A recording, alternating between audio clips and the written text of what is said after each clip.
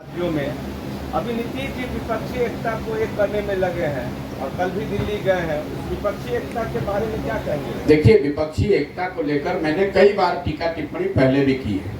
पहले तो आप ये समझिए कि नेताओं के साथ में बैठने से, चाय पीने से, डिनर करने से, खाना खाने से, पत्रकारों को संबोधित करने से कोई एकता होती नहीं है। 10 साल तक हमने वो काम किया है। सिर्फ लोगों के मिलने से एकता नहीं होगी। दूसरी बात, अगर एकता हो भी जाए नेताओं के बीच में तो उसका मतलब ये नहीं है कि उसका चुनाव परिणाम पर कोई असर होगा। ये लोगों का भ्रम है कि सिर्फ दलों और नेताओं के साथ में आने से कोई बहुत बड़ा राजनीतिक भूचाल या बहुत बड़ी कोई घटना हो जाएगी। कई बार आप लोग ये उदाहरण देते हैं कि 77 में भी विपक्षी एकता हुई और जिससे इंदिरा जी को हराया गया। तो आपका ये भ्रम है। 77 से पहले अगर इमरजेंसी लागू नहीं होता, अगर जेपी का आंदोलन नहीं होता, तो चाहे जितने दल एक साथ आ जाएं, उसका कोई असर होने वाला नहीं है। आपने फिर वही चीज देखी 1989 में, जब बीपी सिंह के नेतृत्व में सारे विपक्षी दल एक साथ हुए और उन्होंने कांग्रेस की सरकार को हराया। लेकिन दल बाद में एक हुए। पहले बोफोर्स मुद्दा था, भ्रष्टाचार मुद्दा था, उस पर पूरा देश का जनमानस उद्वेलित हुआ, वो साथ में आया। तब उसके पीछे अगर दल साथ में आ जाए, नीचे जमीन पर काम हो, तब उसका असर पड़ सकता है।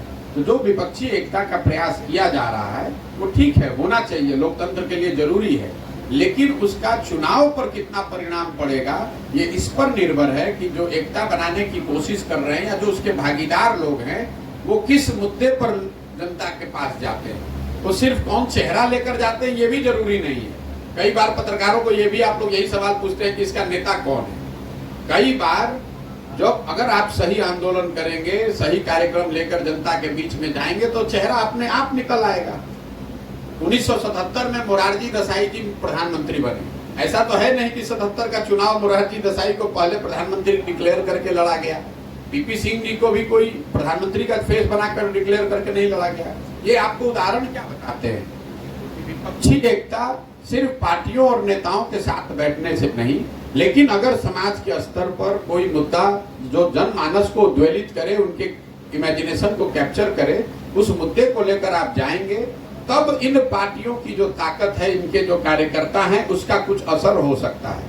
जहां तक नीतीश जी के प्रयास का सवाल है, तो नीतीश जी की तो जो अपनी हालत इतनी खराब है, जो अपने राज्य में अपना पैर रखने का ठिकाना नहीं है, तो आप विपक्षी एकता और देश के स्तर पर उनको, भाई अगर विपक्षी एकता कोई करेगा, अगर आप ऑर्डर में भी देखिए तो सबसे बड़ी पार्टी कांग्रेस है, उसके बाद तृणमूल है, उसके बाद डीएमके है, जो पूरे राज्य जीत कर बैठे हुए हैं। उनके पास 20-20, 25-25 एमपी हैं, अपने राज्य में वो जीतने का दावा कर सकते हैं। नीतीश कुमार जी के पास तो कुछ है ही नहीं, न दल है, न इमेज बचा है। तो आप किस आधार पर आपको कोई बना दिए? तो बिहार के पत्रकार जो हैं, ये आप लोग जबरदस्ती का खबर बनाते हैं। आप कर्नाटक में, तमिलनाडु, बंगाल में जाइए तो कौन चर्चा कर रहा है नीतीश कुमार की?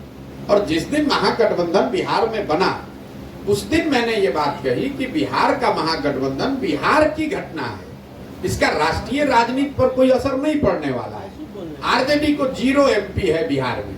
अब आप लोग का ये मानना है कि भाई ये इतना मजबूत दल है कि ये लोग डिसाइड कर सकते हैं। जिस दल के पास 0 एमपी है वो तय करेगा कि वो कौन देश चलाएगा, ऐसा संभव है?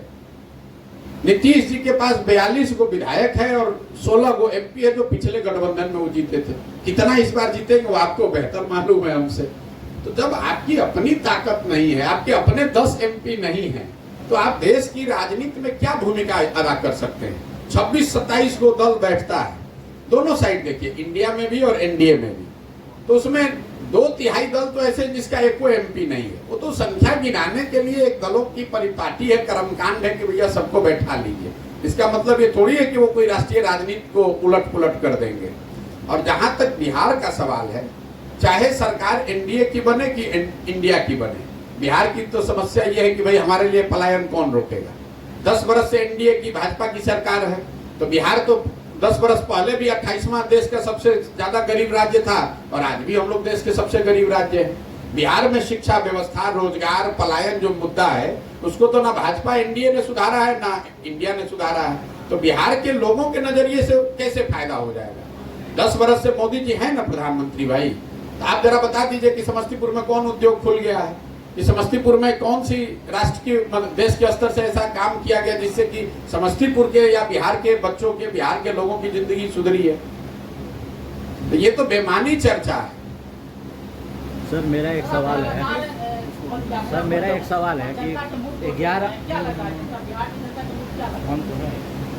बिहार की जनता का मूड अगर आप हमसे जानना चाहते हैं तो बिहार की जनता नया विकल्प चाहती है। वो विकल्प कौन है ये इसका दावा नहीं है। हम ये नहीं कह रहे हैं कि विकल्प के तौर पर वो आपको देखती है कि हमको देखती है, लेकिन बिहार में आप कहीं भी चले जाइए लोग ये कह रहे हैं कि हमको नया विकल्प चाहिए। लोग दोनों फॉर्मेशन से, भाजपा और महागठबंधन दोनों से करीब करीब त्रस्त हो चुके हैं। और ऐसा आप गांव में जाकर देख लीजिए और सर्वे कराकर भी देख लीजिए। मैं आपको कैमरे पर दावा कर रहा हूं, कहीं पर भी बिहार में आप ये सर्वे कीजिएगा तो 50% से ज्यादा लोग एक नए विकल्प की बात उनके मन में है। अब वो विकल्प कौन होगा उसको लेकर बहस हो सकती है। वो विकल्प कौन होना चाहिए, कैसा होना चाहिए, कौन उसको लीड करना चाहिए, वो अलग बात है।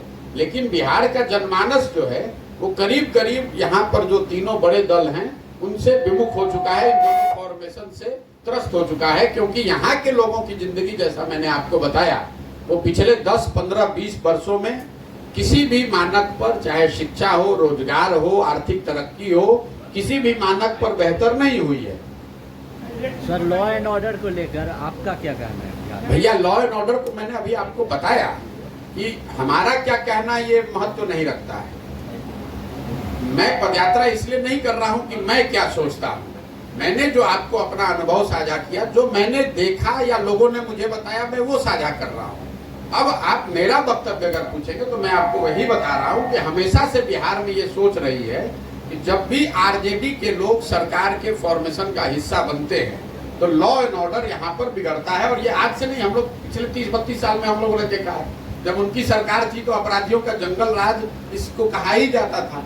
हम लोग भी बिहार में जन्मे हैं, यहीं पले बड़े हैं। हम लोगों ने वो दौर भी देखा है कि जब 4 बजे सब कुछ बंद हो जाता था, लोग भागते थे। तो जब भी आरजेडी सरकार का हिस्सा रहेगी तो लॉ एंड ऑर्डर बिगड़ेगा ही बिगड़ेगा।